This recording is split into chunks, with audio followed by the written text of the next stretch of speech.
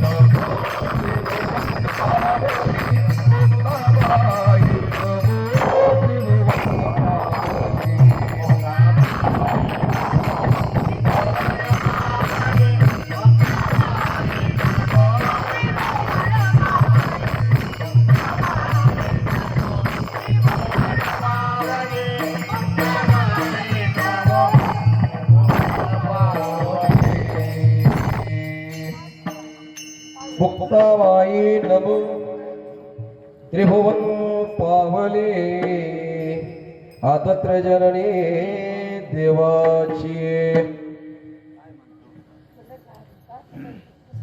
प्रस्तुत प्राप्त प्रसंगी कीर्तन रूपीसाठी घेतलेला अभंग वैराग्याच्या गुरुदेवंत पुतळे जगद्गुरु तुकोबाराय यांचा 5 चरणाचा अभंग असून आजच्या सेवेसाठी घेतलेला आहे.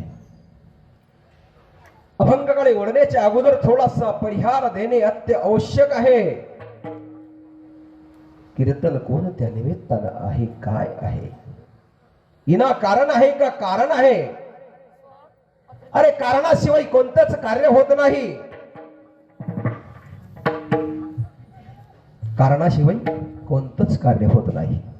आपण जन्माला आलो कार्य करण्यासाठीच आलो, परंतु बरेच असे मरत आहे की ते काहीच करत नाही.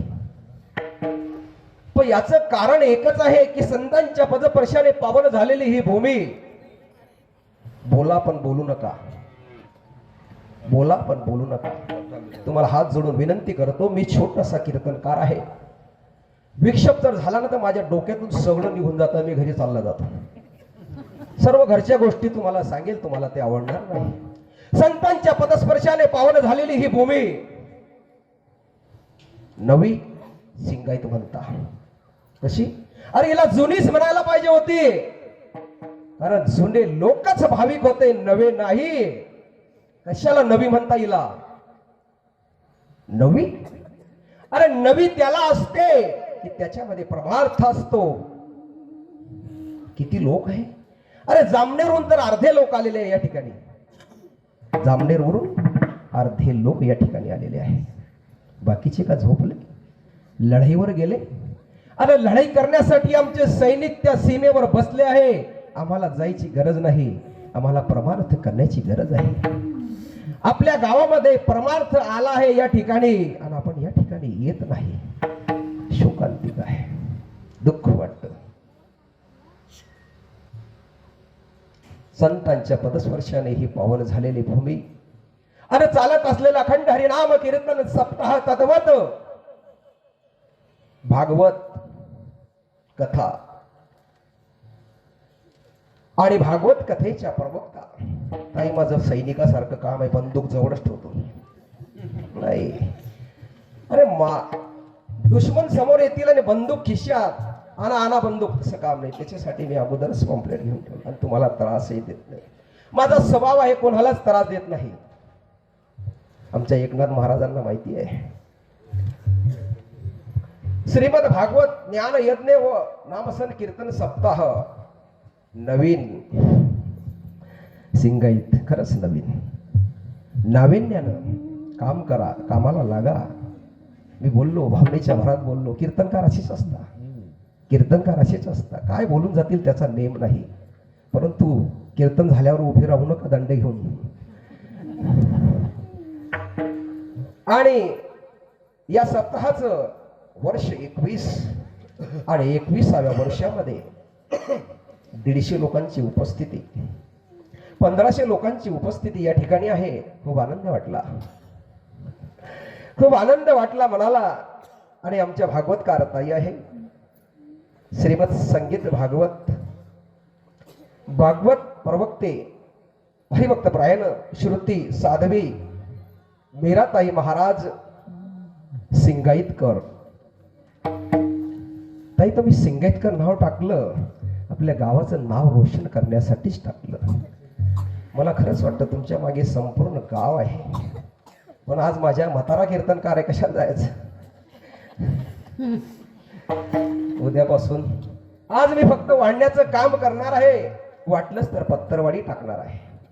उद्यापासून चांगले चांगले पक्वान्न तुम्हाला खायला मिळणार आहे, सुंदर असे पक्वान्न मिळणार आहे. म्हणून उद्यापासून जास्त गर्दी राहील. परंतु आज जेवढी गर्दी आहे, परंतु सर्व या ठिकाणी समाज दर्दी आहे. गर्दीला किंमत नसते, दर्दीला किंमत असते. आणि या ठिकाणी ब्रह्मलीन परमपूज्य वैकुंठ वासी गुरुवर्य उत्तमराव महाराज साळसिंगेकर यांच्या प्रेरणेने हा कार्यक्रम चालू आहे. कारण प्रत्येक कार्यक्रमाला कोणाचीही प्रेरणा असावीच लागते आणि त्यातल्या त्यात सर्व गावकरींच्या सहकार्याने हा सप्ताह आहे. व्यवस्थापक समस्त गावकरी मंडळी सिंगाईत इथे नवीन टाकलं नाही फक्त विठ्ठल विठ्ठल विठ्ठल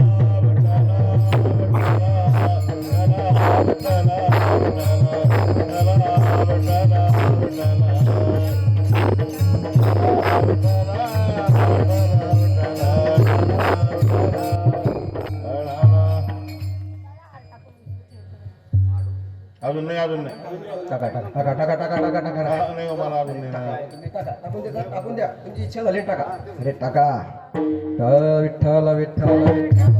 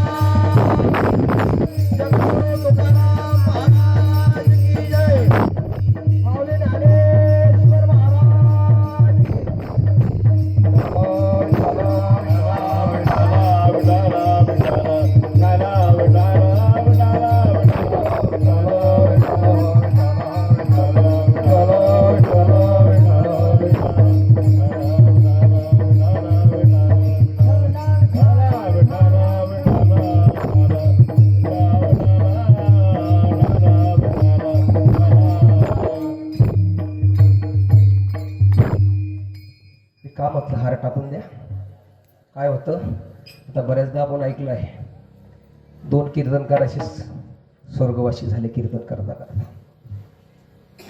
खरंच त्यांचं भाग्य ताई ताजुद्दीन महाराज आणि अजून एक महाराज कीर्तन करता करता गेले. जैतून ताई त्या वारीमध्ये गेल्या होत्या. 2 कीर्तनकार चालू कीर्तनामध्ये भगवंताने त्यांना बोलवलं म्हणून मी म्हटलं लवकर हार टाका जर गेलो तर काय सांगता येत.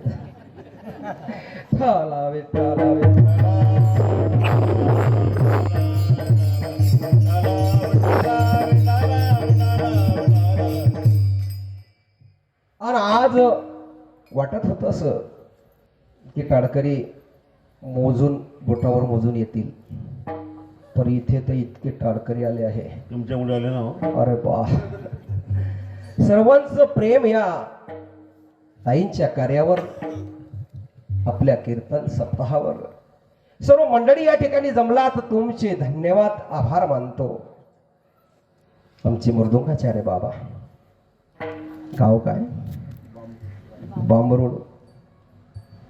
बांबरोडचे बाबा मृदुंगाचार्य त्यानंतर आमचे देवराम बाबा शाहीर 85ची किती बाबा वय 89ची वय बाबांची